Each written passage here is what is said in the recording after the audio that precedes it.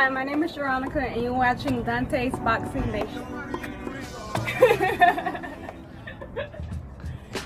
How did that one do? That was very good. Do it just maybe one or two more, okay?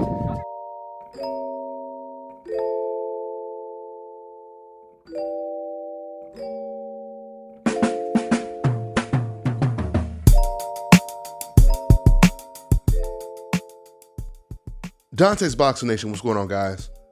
So Jermall Charlo, who's been doing a lot of live chats on his Instagram, and of course, everyone in his comment section is asking him about David Benavidez. So in Charlo's most recent video he did, his live video he did, he said this, quote, "I campaign at 160, David Benavidez is at 168. I want to fight the MF, meet up somewhere, I'm with it." So now Jermall Charlo is saying that he wants to fight Benavidez at a catchweight. Listen, in any other case, it would be completely justifiable for someone at a smaller weight class to say to the guy who's calling him out, we're going to have to fight at a catchweight. There would be nothing wrong with Charlo saying that. If number one, Jermall Charlo had never announced that he was going to move up to 168. On top of that, the fact that he also said that David Benavidez needs to be vaccinated in order for us to fight.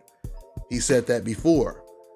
He also said he ain't fighting nobody under 25, which he had to be joking when he said that, because now, once again, he's saying, let's fight Benavidez. Let's fight somewhere, I guess, in the middle, at a catchweight.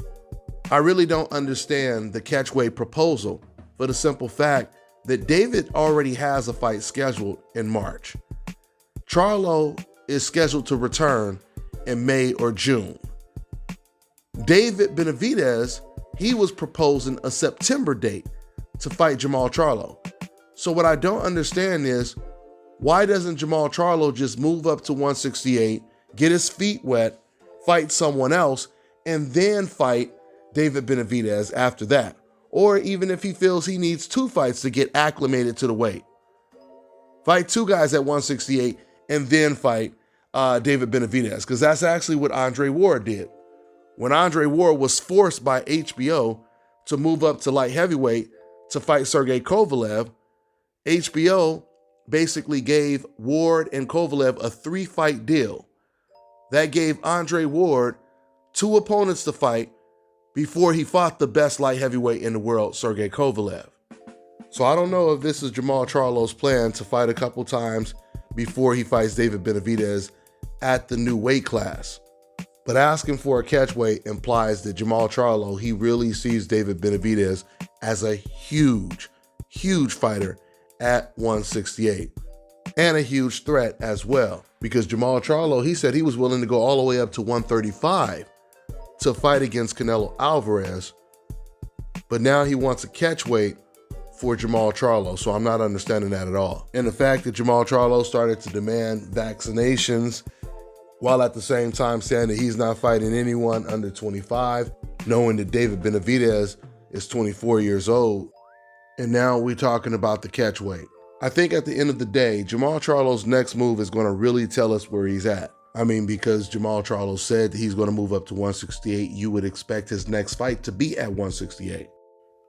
I mean, but the fact that he's saying that he fights at 160 and David Benavidez fights at 168 and we can meet up somewhere in the middle, it now sounds like he's not planning on moving to 168. Like he actually wants to stay at 160.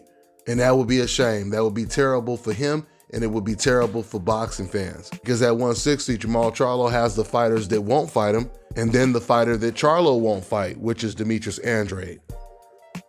All roads right now are actually leading to David Benavidez. So, I mean, when you look at the scenario, once again, Charlo, he ain't gonna get no Golovkin fight. He ain't gonna get no Canelo fight. So where does he go? I mean, that's a no-brainer, right? Jermall Charlo, he does not have too many options, at least not the options that he wants.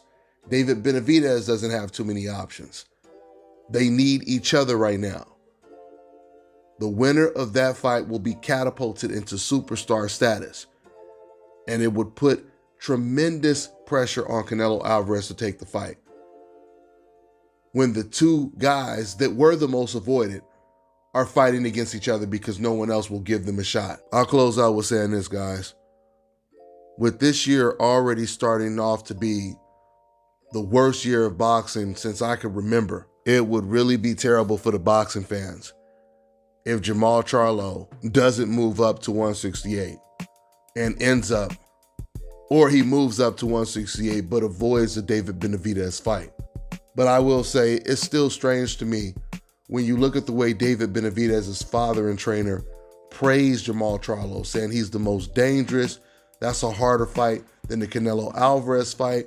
And now it seems like there's hesitation from Jermall Charlo to take the fight against David Benavidez. So I'm still waiting until September, or at least a couple months before September, to see if Jermall Charlo officially avoids the Benavidez fight. That would be tragic, because once again, these are the fights that we need this year. That's all I got for now, guys. I'm on to the next one. All right, now check this out, guys. If you're looking to repair eczema scars, burns and bruises, dark spots and blemishes, then this right here is the perfect product for you guys. It's called Elo Diki Face and Body Oil. Athletes and top-ranking boxers, they're also using it after training to reduce swelling, inflammation, and to ease the pain. So get yours today. Go to elodiki.com, like them on Facebook, and follow them on Instagram. Now check this out. If you've lost your hair or you have a receding hairline, the time has come where you can finally get your hairline back with a process called scalp micropigmentation. So here's how it works. It's a hair tattoo that actually replicates your hair follicles. So if you want this hookup, contact my man Scalp Carolinas at 704-499-3471. This man, he does all of his own procedures. He serves people from all over the world, and he's rated with a 5.0 when it comes to reviews on Google. So don't wait, contact my man as soon as possible to get this hookup.